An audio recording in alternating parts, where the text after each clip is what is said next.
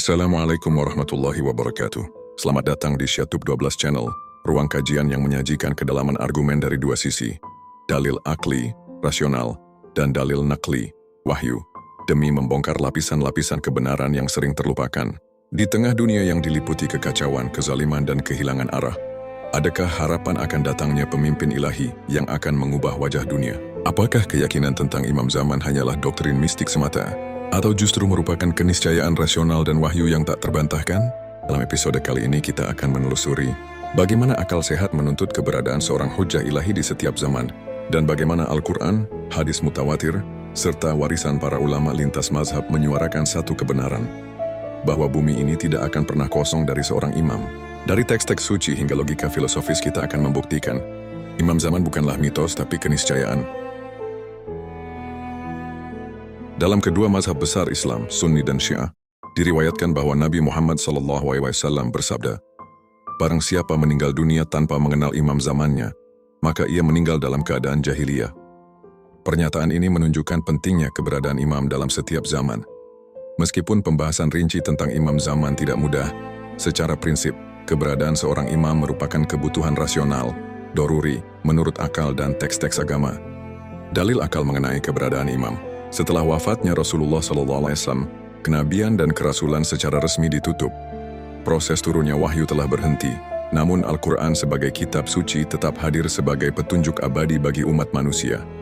Keberadaan Al-Quran yang kekal ini meniscayakan hadirnya sosok yang mampu mengajarkan, menafsirkan dan membimbing manusia dalam memahami serta mengamalkan isinya sesuai dengan tuntunan ilahi. Karena itu Islam menegaskan perlunya figur muallim dan murabbi, pengajar dan pembimbing rohani, yang bukan hanya menguasai Al-Quran, tetapi juga bersih dari dosa, hawa nafsu, serta memiliki akhlak sempurna, sebagaimana sabda Rasulullah SAW. "Sesungguhnya aku diutus untuk menyempurnakan akhlak yang luhur. Tanpa kehadiran sosok seperti itu, cita-cita pembentukan masyarakat madani yang berjalan di atas hukum ilahi tidak mungkin tercapai." Al-Quran menyatakan bahwa amal manusia harus dibimbing dan diarahkan menuju Allah, sebagaimana dalam firman Allah dalam Al-Quran surah Fathir ayat 10, "Ilaihi yas'adul kalimut thayyibu wal amalus salihu yarfa'uhu." Kepadanya lah naik kalimat-kalimat yang baik itu, dan amal saleh yang mengangkatnya kepadanya. Demikian pula salah satu fungsi utama Al-Quran adalah membimbing manusia dari kegelapan menuju cahaya. Hal ini dinyatakan dalam berbagai ayat, seperti dalam surah Ibrahim ayat 1, "Kitabun anzalnahu ilaika litukhrijan nasa minadh dhulumati ilan nur." Inilah kitab yang kami turunkan kepadamu agar engkau mengeluarkan manusia dari kegelapan menuju cahaya. Dan juga dalam surah Al-Hadid ayat 9, "Huwallazi yunazzilu ala 'abdihi ayatin bayyinatin liyukhrijakum minadh dhulumati ilan nur." Dialah yang telah menurunkan kepada hambanya ayat-ayat yang jelas agar dia mengeluarkan kalian dari kegelapan menuju cahaya.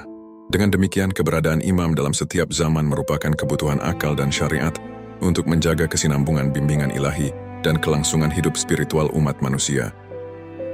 Setelah kenabian ditutup dengan diutusnya Nabi Muhammad SAW, bimbingan ilahi tidak serta-merta berakhir.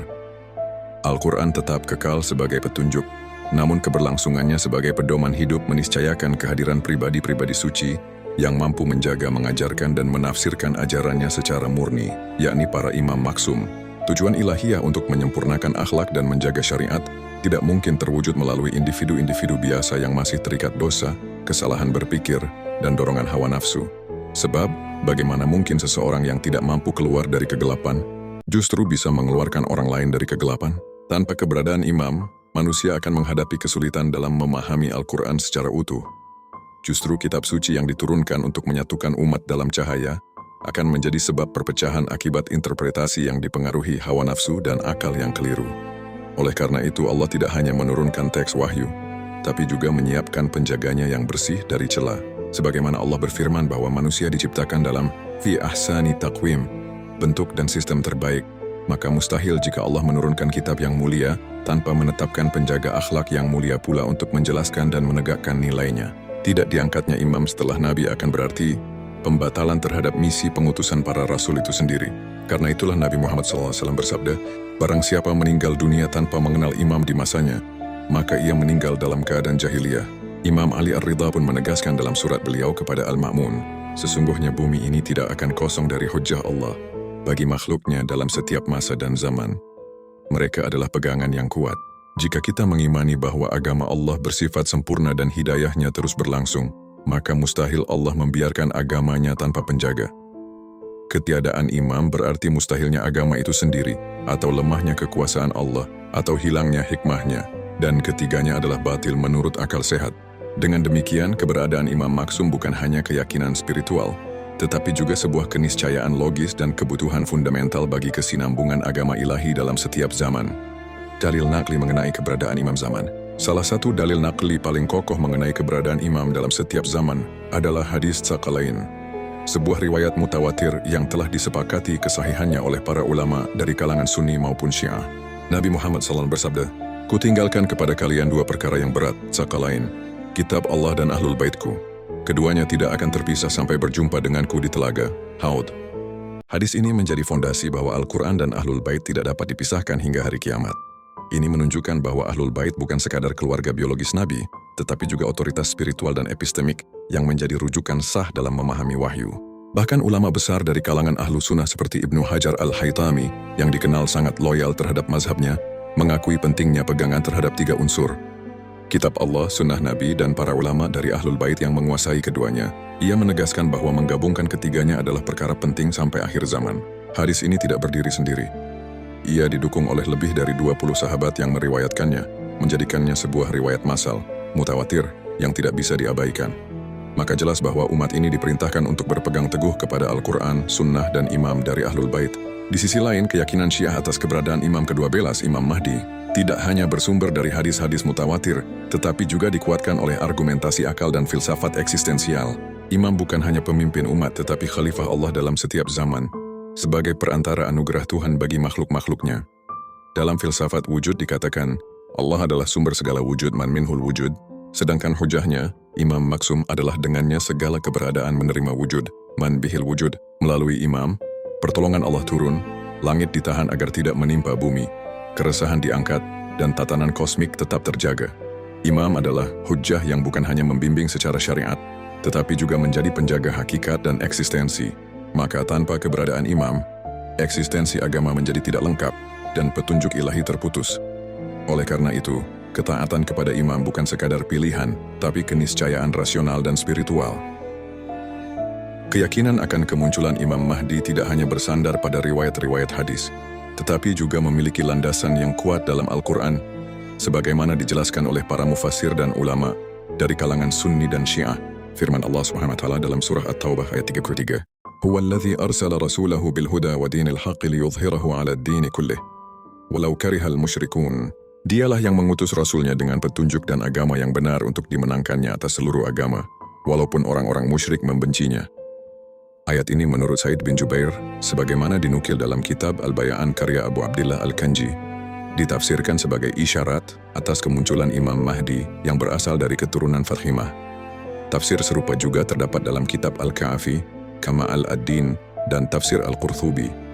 Dalam pandangan para mufasir, kemenangan Islam secara global tidak akan terrealisasi secara paripurna, kecuali melalui kepemimpinan Imam Mahdi, yang akan memenuhi bumi dengan keadilan setelah sebelumnya dipenuhi kezaliman. Lalu dalam surah Al-Hajj ayat 41 menegaskan ciri-ciri pemerintahan ideal. Alladzina immakkannahum fil ardi aqamu as-salata wa atawu az-zakata wa amaru bil ma'ruf wa nahaw 'anil munkar. Mereka yang apabila kami teguhkan kedudukan mereka di bumi, mereka mendirikan salat, menunaikan zakat, memerintahkan yang ma'ruf, dan mencegah dari yang mungkar. Ayat ini menjadi indikator sifat pemerintahan Imam Mahdi, adil, religius, dan bersandar pada syariat ilahi. Diperkuat pula dengan janji Allah dalam surah An-Nur ayat 55, Wa'adallahu alladhina amanu minkum wa 'amilu was-salihat, la yastakhlifannahum fil ard, kama istakhlafa alladhina min qablihim.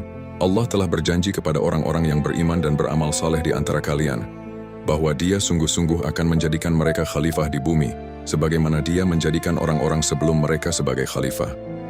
Hadis kenabian juga memperkuat makna ayat-ayat tersebut.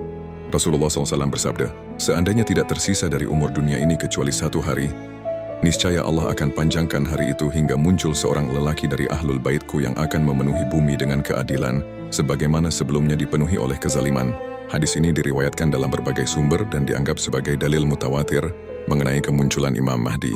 Di dalam kajian rasional, Imam Mahdi juga termasuk bagian dari iman terhadap yang gaib, sebagaimana dijelaskan oleh Al-Fakhr Ar-Razi. Ia menerima bahwa keimanan terhadap Imam Mahdi termasuk dalam cakupan keimanan kepada yang gaib, meskipun mengkritik eksklusivitas Syiah dalam hal ini. Namun sesungguhnya, Syiah menjadikan Imam Mahdi hanya salah satu dari objek keimanan terhadap yang gaib secara menyeluruh, bukan sebagai satu-satunya. Al-Quran memuat berbagai janji Tuhan yang bersifat transhistoris, melintasi batas ruang dan waktu, yang mengisyaratkan kesinambungan kepemimpinan ilahi hingga akhir zaman. Dalam rangkaian ayat yang dikaji, tampak konsistensi tema tentang janji Allah kepada kaum yang beriman dan tertindas, serta tentang munculnya seorang pemimpin yang akan menegakkan keadilan universal, yakni Imam Al-Mahdi. Ayat yang dikutip dalam Quran Surah Az-Zukhruf ayat 61 menyatakan bahwa dia benar-benar memberikan pengetahuan tentang hari kiamat, yang menurut sebagian mufassir seperti Muqatil bin Sulaiman, ditafsirkan merujuk kepada Al-Mahdi sebagai pertanda dekatnya akhir zaman. Ibnu Hajar mengutip bahwa sebagian ahli tafsir memaknai ayat ini sebagai nubuat turunnya Al-Mahdi sebagai tanda besar kiamat. Lebih lanjut dalam surah An-Nur 55, Allah menjanjikan kekuasaan kepada orang-orang beriman yang beramal saleh dengan jaminan stabilitas, keamanan, dan penguatan agama. Tafsir Syiah seperti yang dikemukakan dalam At-Tibyan, Majma' al-Bayan, dan Tafsir Al-Qummi menegaskan bahwa janji ini akan terrealisasi secara sempurna dalam kepemimpinan Imam Al-Mahdi yang akan mewarisi kekuasaan spiritual dan duniawi untuk menegakkan tatanan ilahi. Kemudian surah Asy-Syu'ara ayat 4 menyebutkan potensi tanda langit yang akan memaksa manusia tunduk. Dalam tradisi eskatologis Syiah, ini dikaitkan dengan Nidaa' min as-sama, seruan dari langit, yang mengumumkan kemunculan Imam Mahdi, sebuah mukjizat global yang tidak dapat diingkari. Surah Al-Qasas ayat 5 memperkuat narasi pembelaan ilahi kepada kaum mustadhafin, menyatakan bahwa Allah berkehendak menjadikan mereka sebagai pemimpin dan ahli waris bumi. Ucapan Amirul Mukminin Ali bin Abi Thalib yang dikutip menyebut bahwa dunia akan kembali ke tangan Ahlul Bait setelah mengalami kekacauan, sebagaimana batu penggilingan kembali pada porosnya. Ini menunjukkan pemahaman bahwa kekhalifahan sejati akan kembali kepada garis keturunan Nabi. Dalam surah Al-Baqarah ayat 114, mengutuk pihak yang menghalangi penyebutan nama Allah di dalam masjid dan merusaknya. Dalam konteks eskatologis, ayat ini ditafsirkan sebagai kecaman terhadap penguasa zalim yang menentang kehadiran Al-Mahdi. Diriwayatkan bahwa ayat ini juga melambangkan pembebasan wilayah-wilayah penting seperti Konstantinopel, Turki, dan Romawi, yang disebut-sebut akan direbut oleh Al-Mahdi dalam narasi kebangkitan globalnya. Konsep pewarisan bumi oleh kaum saleh merupakan tema sentral diskursus eskatologis Islam, sebagaimana ditegaskan dalam Quran Surah Al-Anbiya ayat 105. وَلَقَدْ كَتَبْنَا فِي الزَّبُورِ مِنْ بَعْدِ لِلذِّكْرِ أَنَّ الْأَرْضَ يَرِثُهَا عِبَادِيَ لِلصَّالِحُونَ. Dan sungguh telah kami tulis dalam Zabur, setelah kami tulis dalam Az-Zikr, Lauh Mahfuz, bahwa bumi ini akan diwarisi oleh hamba-hambaku yang saleh. Tafsir ayat ini, sebagaimana dikutip dalam sumber Syiah Imamiyah, menunjukkan korelasi langsung dengan figur Imam Al-Mahdi dan para pengikutnya. Ini didasarkan pada riwayat-riwayat yang menegaskan bahwa Al-Mahdi adalah pemimpin eskatologis yang akan merealisasikan janji ilahi untuk menghadirkan tatanan global yang adil dan bertauhid. Uniknya, kandungan ayat ini juga mendapat paralel dalam tradisi Yahudi dan Kristiani, khususnya dalam Mazmur, Zabur, pasal 37 dan 72. Dalam Mazmur 37, dinyatakan bahwa orang benar akan mewarisi bumi dan menetap di dalamnya untuk selama-lamanya, sementara keturunan orang fasik akan terputus. Hal ini sejalan dengan narasi Qur'ani bahwa kekuasaan di bumi pada akhirnya akan berpindah ke tangan kaum jujur dan bertakwa, bukan tiran dan pendusta. Mazmur 72 melanjutkan pujian terhadap seorang raja yang membawa hukum ilahi, memerintah dengan keadilan, melindungi kaum miskin, dan menaklukkan penguasa lalim.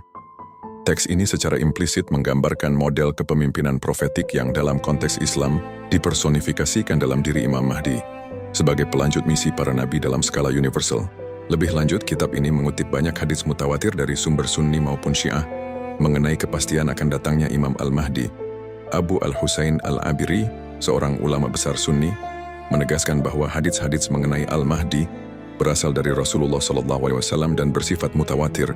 Ia berasal dari Ahlul Bait Nabi, akan memerintah selama 70 masa, dan menegakkan keadilan yang meluas ke seluruh penjuru bumi.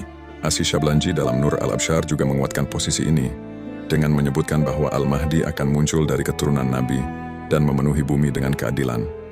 Demikian pula Ibnu Abi Al-Hadid, seorang syarh, penafsir, Nahjul Balaghah, mencatat adanya konsensus ijma' di umat Islam bahwa dunia tidak akan mencapai kesempurnaan taklif dan tujuan spiritualnya tanpa kehadiran Al-Mahdi. Zaini Dahlan, Ulama besar dari Hijaz memperkuat ini dengan menyatakan bahwa hadis-hadis tentang kemunculan Al-Mahdi sangat banyak dan berderajat mutawatir. Narasi ini tidak hanya menyuguhkan argumen doktrinal, melainkan memperlihatkan adanya konvergensi antara wahyu ilahi, harapan kolektif umat manusia, dan kontinuitas kenabian. Al-Mahdi dihadirkan sebagai figur eskatologis yang menjembatani antara transendensi, janji Allah dalam Lauh Mahfuz, dan imanensi, perubahan sosial politik di bumi, menggabungkan keadilan spiritual dan transformasi sistemik. Dan kini kita telah menyaksikan bahwa akal sehat menuntut keberadaan pemimpin ilahi di setiap masa. Dan wahyu suci Al-Quran dan hadits mutawatir menegaskan bahwa bumi ini tidak akan pernah kosong dari hujah Allah. Imam Al-Mahdi bukan sekadar sosok dalam wacana eskatologi. Ia adalah titik temu antara langit dan bumi, antara harapan kaum tertindas dan janji Tuhan yang pasti ditepati. Dalam gelapnya zaman, ia adalah cahaya yang dijanjikan. Dalam keraguan manusia, ia adalah kepastian dari Tuhan. Jangan lupa untuk subscribe, like, dan bagikan video ini agar lebih banyak hati yang tercerahkan. Tinggalkan komentar dan pendapatmu di bawah. Karena kebenaran bukan untuk disimpan sendiri, melainkan untuk disebarkan, seperti cahaya yang menembus malam. Sampai jumpa di episode berikutnya, hanya di Syiatub 12 Channel. Wassalamualaikum warahmatullahi wabarakatuh.